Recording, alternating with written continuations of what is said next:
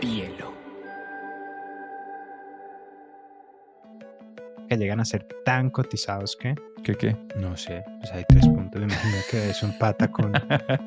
Hola, bienvenidos a Te Cuento. Somos Camilo y Pedro. Y en este podcast buscamos deconstruir los conceptos y tendencias del mundo digital de manera clara o por lo menos entretenida. Bienvenidos.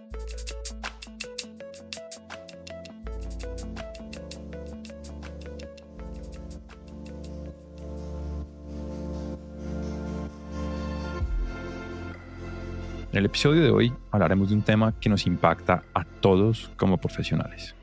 A nosotros como creadores de podcast, a empresarios, emprendedores, al señor del Uber, al recién graduado, a todos. Hoy vamos a hablar del futuro del talento laboral. ¿Qué competencias se necesitan para ser productivo en un mundo cada vez más digital, más conectado y más virtual? ¿Cómo se ve el presente y cómo se verá el futuro? Para eso tenemos un invitado de lujo.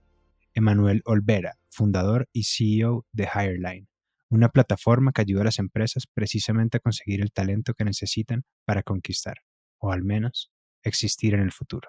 Nosotros somos una plataforma de reclutamiento especializada en perfiles tecnología, quiere decir programadores, desarrolladores, gente de UX, gente experta en la nube, ciberseguridad. Entonces, lo que hacemos es apoyar a empresas a reclutar este tipo de talento. Hablemos un poco de Hireline y por qué trabaja en talento. Yo viví directamente pues lo complicado que es esto de contratar programadores y reclutarlos. Entonces, yo viví eso que era muy complicado. ¿Por qué no existe una solución que sea especializada? Leer 100 currículums y que menos de la mitad fueran ingenieros en sistemas, no, perdía muchísimo tiempo. Entonces ahí nació esa oportunidad que yo vi de desarrollar algo como que fuera esa solución, ¿no? Fue evolucionando y todo, pero esa fue la historia así, versión corta de cómo nació Hireline. Lo que llevó a Emanuel a construir Hireline es un reflejo de lo que venía sucediendo en los últimos años con el tema de la empleabilidad. El mundo ha cambiado y las competencias para ser productivos también. Durante cientos de años vivimos en economías locales basadas en agricultura, labores artesanales e intercambio. Luego pasamos a una revolución industrial que lleva a la gente del campo a las fábricas. Y ahora estamos viviendo otra gran transformación donde gracias a la digitalización estamos en una economía de pantalla. Y Camilo no se refiere precisamente a la pantalla del cine, aunque también. Nos referimos a computadores, a teléfonos móviles, a la data, la interconectividad, la inmediatez, el internet. Todos estos se han convertido en los atributos de esta era. Pero antes de seguir indagando en el tema de talento, definamos precisamente la palabra. ¿Qué significa talento? Para mí talento son pues esa serie de habilidades, experiencias que tiene una persona para crear soluciones, propuestas de valor,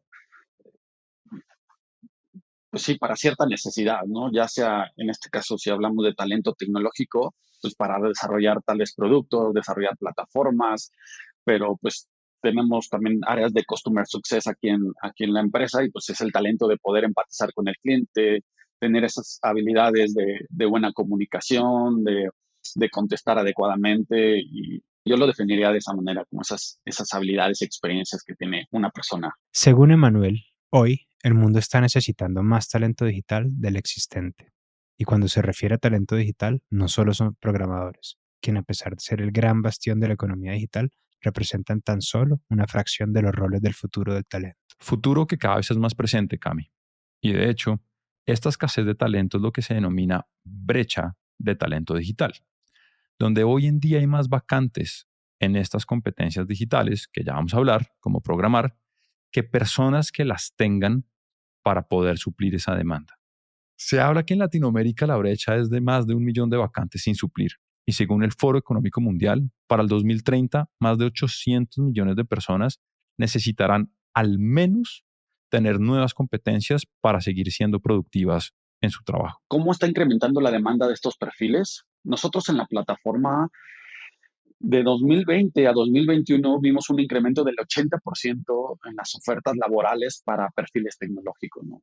Hay otras que no todo es programar, o sea, hay en la parte de infraestructura, que son gente especializada en servidores, en redes, ciberseguridad, o sea, sí hay otros servicios a un lado que permiten que estas plataformas funcionen. Y también hay otro tipo de perfiles no tan ingenieros como tal, tan duros de, de ciencia de datos, ciencias computacionales, como es UX, también está muy relacionada con la parte de crear plataformas, lo que vemos visualmente, front-end, eh, y pues la parte de marketing digital también está casado, ¿no? Que es ahora cómo llevo este producto a un mercado, entonces también tiene que ver con esta industria tecnológica, la parte de marketing digital, crear campañas, pauta, SEO para que esté indexado. Entonces sí, ya se usa en muchas distintos tipos de roles. La parte de marketing digital también creció muchísimo. Es un rol que creció mucho por lo mismo que decíamos, la pandemia, ya no puedes vender físicamente, pues ahora tengo que traer campañas digital, entonces expertos en crear campañas, expertos en la parte de pautar, de posicionamiento orgánico. La parte de front-end, que va un poco relacionado con vender en línea, entonces pues lo que necesitas tal vez no es un super software robusto, nada más necesitas una plataforma que se vea bonita, que funcione a nivel web prácticamente. Hola, les habla el productor. De acuerdo a un reporte de LinkedIn, las 10 competencias más demandadas son blockchain, computación en la nube, razonamiento analítico, inteligencia artificial, diseño de UX, análisis de negocios, marketing de afiliados, ventas, ciencias de la computación y producción de video. ¿Cómo les fue? ¿Cuántas competencias dominan? Pero, ¿qué tan cotizado es un desarrollador hoy en día? Pónganle un número. Camilo, es muy rentable ser programador hoy en día. Trabajando en la industria los últimos años, un programador recién graduado puede estar entre los $1,000 y $2,000, básico y sin experiencia. De hecho, Platzi sacó un reporte en el 2020 de lo que ganaba un desarrollador con una experiencia no mayor a 3 años. En Colombia es entre 4 a 8 millones de pesos. En México es entre 25,000 y 45,500 pesos mexicanos. En Perú está entre los 3,000 y 6,700 soles. En Argentina entre los 50 y 91,000 pesos argentinos. Y en España está alrededor de los 3,000 a 4,300 euros. Les recuerdo, un programador con no más de 3 años de experiencia. Y muchos de estos sin un título de universidad o alguna institución formal. Porque eso también es muy bonito de esta nueva era del talento, que ya no es el cartón quien valida, sino las competencias y capacidades que la persona construye y es capaz de demostrar. Obviamente con buen inglés, $7,000 al mes, ¿no? Entonces, Pedro, $7,000 al mes. Yo creo que usted y yo nos equivocamos duro escogiendo pues carreras de podcasters. De hecho, Emanuel nos comenta que llegan a ser tan cotizados que llegan a cobrar más que cualquier gerente de cualquier empresa en América Latina. Y eso es en LATAM, porque generalmente pagamos 2 o 3 veces menos que países como Estados Unidos. Y es que aquí otro tema fundamental de este futuro del talento es el inglés, pues precisamente abre las puertas a todo aquel que tenga estas competencias digitales, no solo para trabajar en el mundo habla hispana, sino para el mundo. El inglés se vuelve más relevante porque vemos cada vez más oportunidades de empresas de muchas partes del mundo. La parte de trabajo remoto y la globalización por el talento también es otro fenómeno que estamos viendo. Tenemos varias empresas de Canadá que vienen por talento a México, ya sea trabajo remoto o que se lo quieren llevar. Entonces, sí estamos viendo que las empresas americanas, startups de Estados Unidos, están viendo que ya pueden contratar buen talento en Latinoamérica. Interesante. ¿Y el COVID cómo impactó en todo esto? Para mí, la demanda de estos perfiles creció muchísimo por la pandemia. Ya teníamos mucho tiempo hablando, años de transformación digital. Sin embargo, yo creo que las empresas lo veían como que sí era importante, pero era su prioridad 10, ¿no? No era tan relevante, y ahora la pandemia hizo que esté en su top de prioridades. Me hace acordar el meme que decía, ¿cuáles de los siguientes factores impulsaron la transformación digital de su empresa? Y salía el COVID-19 como la casilla que marcaba a todo el mundo. Fue un gran meme web 2. Gran meme, muy acertado en su momento. Yo he visto que cierran sucursales y ya todo lo haces. La gente ya se acostumbró a usar la app y no necesariamente ir al banco, ¿no? O sea, se aceleró muchísimo que las personas adultas también pues tuvieran que aprenderlo. De acuerdo con un reporte de Capgemini y LinkedIn, la brecha de talento digital se está ampliando. Más de la mitad, el 54% de las organizaciones está de acuerdo en que la brecha de talento digital está dañando su proceso de transformación digital. Tanto es que las empresas sienten que están perdiendo ventaja competitiva por no tener el suficiente talento digital. El interesante, Camilo, es que en ese reporte estamos hablando, o ese 54% es el promedio. Pero cuando hacen la distribución por países, de hecho, Estados Unidos, el 70% de las organizaciones responden que precisamente esta brecha de talento se está ampliando. India, el 64% de esta brecha de talento se está ampliando. El Reino Unido, el 57% de la brecha de talento se está ampliando. Es decir, estas llamadas potencias o economías que están jalonando el crecimiento económico del mundo están viendo cómo esta brecha se está ampliando y todavía no se está solventando de la manera correcta. Entendido entonces que el futuro, o más bien presente del talento, pasa por la adquisición de competencias digitales como programación, ciencia de datos, blockchain, entre otros, ¿cómo impacta que tengamos por un lado escasez de talento y por el otro cada vez mayor facilidad para que empresas extranjeras contraten remoto nuestro talento en Latinoamérica? Sí, definitivamente para las empresas locales o startups locales, sí es un gran desafío, porque los salarios con los que llegan estas empresas internacionales son muy altos en dólares. Entonces sí es un reto. Sin embargo, también veo pues también oportunidades. O sea, creo que ha obligado a las empresas a buscar en otros mercados. No necesariamente como ir a estas grandes urbes puedes encontrar talento que tal vez no tengas ni la carrera terminada, que he visto también ya casos de eso, gente con bachillerato o preparatoria, en este caso le llamamos en México, que no estudió en la universidad y ya los están contratando como programadores, porque tienen unas bases buenas, pero a nivel técnico, no a nivel universitario. Entonces, esta flexibilidad un poco obligada de las empresas está abriendo oportunidades para otros perfiles. Lo bonito, entre comillas, de esta guerra de talento es que también es un dinamizador de oportunidades. Y el que quiera, o sea, está en un mercado donde fácilmente puede conseguir un gran trabajo con 1 o 2 años de preparación. Esta es una oportunidad, si bien es un reto grandísimo que tenemos como sociedad, es una oportunidad gigantesca también. Y de hecho no solamente con 1 o 2 años de experiencia, como lo decíamos, sin cartones, ya no se necesita pasar por una carrera de ingeniería de 4 o 5 años para ser contratado precisamente como un programador.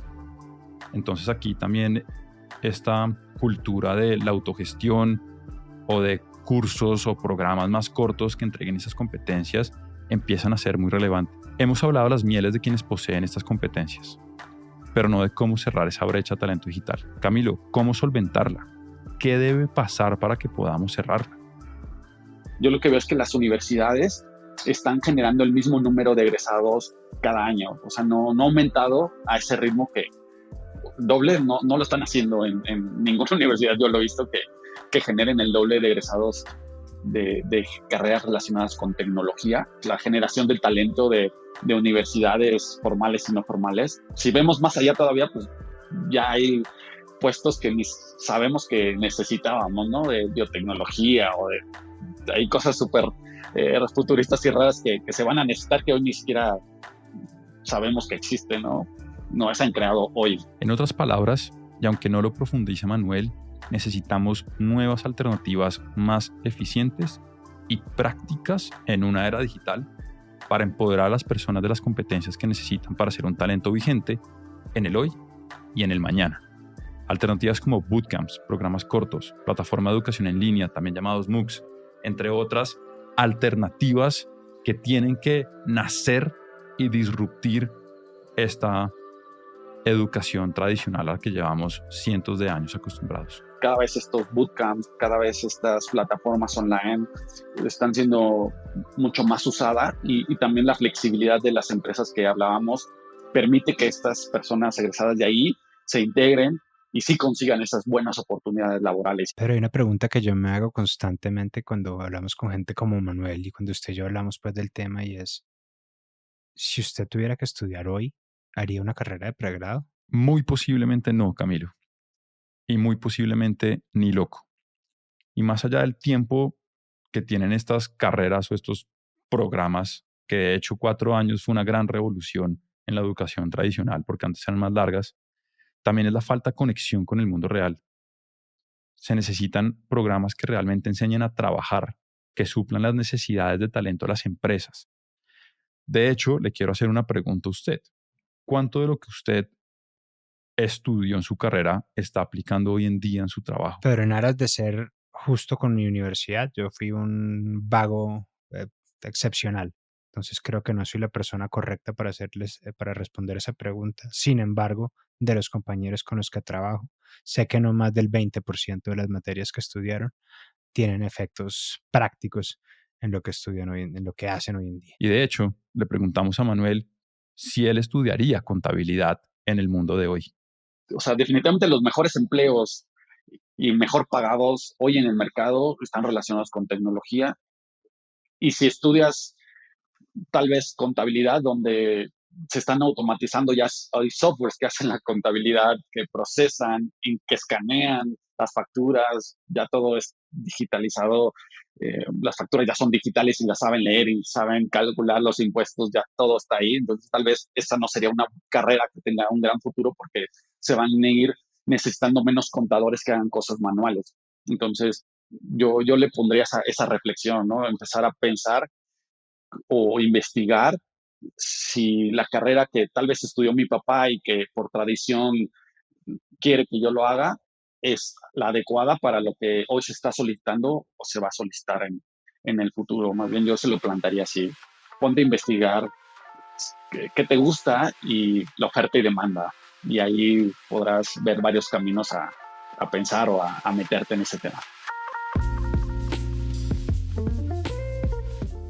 Algo que nos pareció muy importante, pues, o sea, preguntarle a Manuel es cuál siente él que debe ser el rol que deba jugar el gobierno en esto. Los gobiernos sí deberían, de la mano de las empresas, deberían de rediseñar este tipo de programas. O sea, en Latinoamérica, si yo fuera el secretario de Educación o el presidente, de una construiría 10 universidades relacionadas con programación. O sea, que toda esa universidad sacara 500 ingenieros al año, ¿no? Entonces, eso se acercaría al volumen de posiciones que hoy están necesitando las empresas. Entonces, sí, el gobierno creo que puede hacer gran diferencia de la mano de las empresas, obviamente. Y también quisimos indagar en qué sucederá con las personas que hoy no tienen acceso a Internet, porque hemos sido muy repetitivos en los capítulos, pero hay que entender que hoy más de 3.000 millones de personas siguen sin acceso a Internet y por ende hablar de competencias digitales a personas que ni siquiera pueden acceder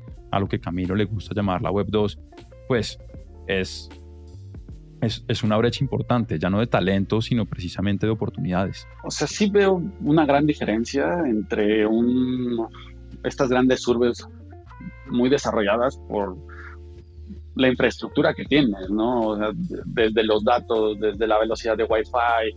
Estoy seguro que en este tipo de lugares o pueblitos alejados, pues la velocidad de Internet debe ser, no sé, 10 veces o 20 veces o 100 veces mucho más bajo que lo que tenemos en estas grandes ciudades. Y sí es un cambio, porque también lo vemos yo lo veo que es más a nivel de educativo. O sea, sí, seguramente hay niños muy inteligentes que están allá, pero si tuvieran las herramientas, explotarían más su inteligencia y lo desarrollarían. Sin embargo, creo que el impacto tiene que ver con la educación. O sea, ellos tal vez van a estudiar solamente a un nivel, eh, pues no tan avanzado, porque no hay tantas universidades para que puedan acceder a este mundo de información que ya tenemos disponible en YouTube, que ves cursos de Harvard, del MIT, y puedes ver charlas de todo tipo. Sin embargo, si su teléfono no es smartphone, pues no tendría acceso a ese tipo de información. Y sí es una reflexión interesante, ¿no? Porque estás dejando afuera a gente con mucho potencial que tal vez no tiene acceso a todos esos recursos que tenemos. Ojalá poco a poco se escucha mucho que las telefonías, todo eso ya te van a dar mejores capacidades.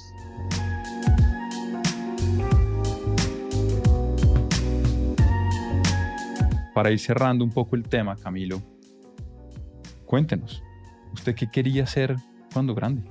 Pero yo tuve una etapa que miro con mucha nostalgia y yo quería ser paleontólogo.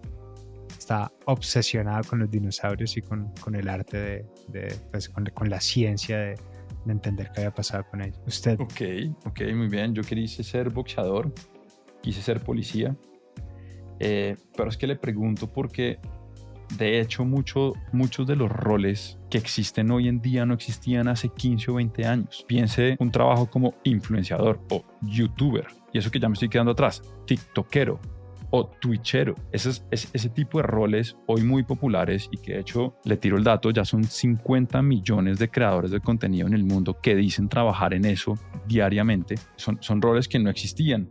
Y una de las respuestas más populares que se daba en Estados Unidos cuando le preguntaban a los niños qué querían ser cuando grandes eran astronautas. Y el año pasado ya dejó de ser la primera o el primer anhelo de cuando fuesen grandes, es decir, ya astronauta no está en primer lugar. Ahora los niños lo que más quieren ser en Estados Unidos son youtubers. Pues Pedro, sin ir más lejos, usted y yo somos creadores de contenido digital. Es verdad. Sí recuerda que quería ser bombero, policía, padrecito, y ya después migré un poco a algo más elevado que era como físico nuclear, ¿no? Así como quiero inventar algo pero sí son las que recuerdo así de niño, ¿no? Pero incluso dar misa, ¿no? Y policía. Camilo, fue muy interesante la conversación con Emanuel, pero nos quedó faltando un tema que es clave para el futuro del talento, y es que hoy lo que se llaman habilidades o competencias, que de hecho ahí hay una distinción que no nos vamos a meter el día de hoy ahí, se dividen en dos grandes grupos. Están las habilidades duras, que precisamente es eso, ser programador, saber de ciencia de datos, trabajar como creador de contenido, y están las habilidades blandas, que muchas veces se subestiman porque no son competencias que se pasen por un proceso para lograr un resultado puntual, sino que son competencias que permiten transversalmente lograr que las cosas sucedan. Las habilidades duras representan aquellas cosas que una persona ha aprendido a hacer o a usar, como las herramientas, la tecnología u otras competencias, como programar.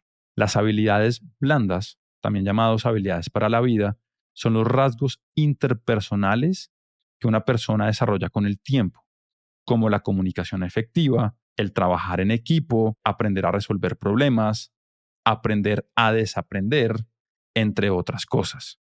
Y estas tienen que ver con la credibilidad que genera y la generosidad que se entrega. Estas son algunas de las habilidades blandas que vienen tomando importancia en el mundo laboral de hoy en día. Primero, pensamiento analítico e innovación. Segundo, escucha activa y estrategias de aprendizaje. Tercero, creatividad, originalidad e iniciativa. Cuarto, tecnología del diseño y programación. Quinto, pensamiento crítico y análisis. Sexto, capacidad para resolver problemas complejos. Séptimo, liderazgo e influencia social. Y octavo, inteligencia emocional. Pero usted, ¿qué se lleva de esto? Después de tener la conversación, después de digerirla o ir revisitándola, ¿qué pasa por su cabeza? Cami, de esta conversación y de la experiencia de mis últimos años trabajando precisamente en EdTech, que es la convergencia entre educación y tecnología, lo que me llevo es que esto primero no es el futuro del talento digital, es el presente del talento, punto. Y que si logramos solventar esta llamada brecha de talento digital, que por supuesto comienza a nivel individual de querer adquirir estas nuevas competencias y a nivel colectivo para entender cómo las solventamos, no solamente vamos a permitir que individualmente progresemos como personas y que aquellos que de pronto hoy no tienen igualdad en condiciones o acceso a oportunidades las puedan tener y de hecho tengan oportunidades mucho mejores, sino que a nivel colectivo como sociedad y economía vamos a dar un gran salto de valor porque nos vamos a convertir en una región, y aquí me refiero a Latinoamérica, en una región de talento para el mundo. Ahora, si no somos capaces de aprovechar esta oportunidad, pues posiblemente vamos a ampliar nuestro rezago con el mundo y nos va a doler muchísimo no haber sacado provecho de esta oportunidad. Y para ello, sí tiene que haber una revolución en la educación, que ya está sucediendo, ya estas alternativas que tocamos superficialmente, como bootcamps, programas cortos, alianzas entre universidades y estas nuevas instituciones, está sucediendo, pero tiene que haber una revolución importante para poder generar precisamente un cambio importante en las competencias y en la formación de las personas para que sean de valor en esta era. ¿Y usted qué se lleva, Cami? A mí me gusta esa narrativa que tenemos frente a nosotros, una gran oportunidad. Me entristece ver que estamos lejos de asumirla como nación y como sociedad, francamente. Lo que yo siento que puede ser interesante aquí es como las vocaciones individuales. Creo que aquí hay una gran oportunidad, pues, como para la descentralización y para la, pues, como el tema de la autosuficiencia y que todo el mundo entienda que esto es lo que está pasando. Sé que es difícil mandar este mensaje pues desde un podcast y esperar que llegue una masa crítica, pero creo que estoy viendo que los gobiernos no lo van a hacer, creo que esto no va a suceder por ahora, entonces yo creo que el llamado es no a la sociedad como conjunto, sino a los individuos que entiendan que esta es una oportunidad de oro y que pues nos enfrentamos a lo que puede ser un punto de quiebre importantísimo en la historia de nosotros como personas y como sociedad. A usted que le encanta la palabra WACME, que de hecho le invito a que nos dé la definición aquí en el episodio. Pues Pedro, no es propiamente una palabra, es un acrónimo y dice We're all gonna make it. Y es el espíritu de la Web3, como de estamos juntos y vamos a hacerlo y vamos para adelante. Para que todos realmente lo logremos, definitivamente necesitamos empoderarnos de esas competencias que nos permitan romperla y lograrlo.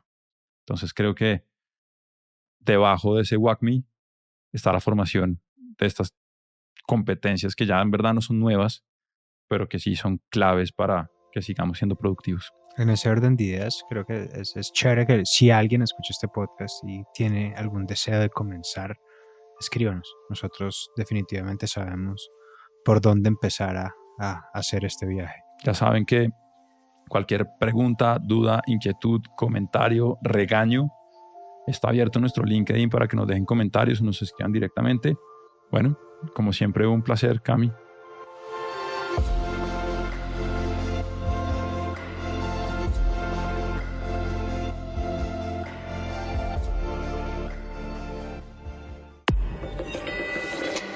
Bielo.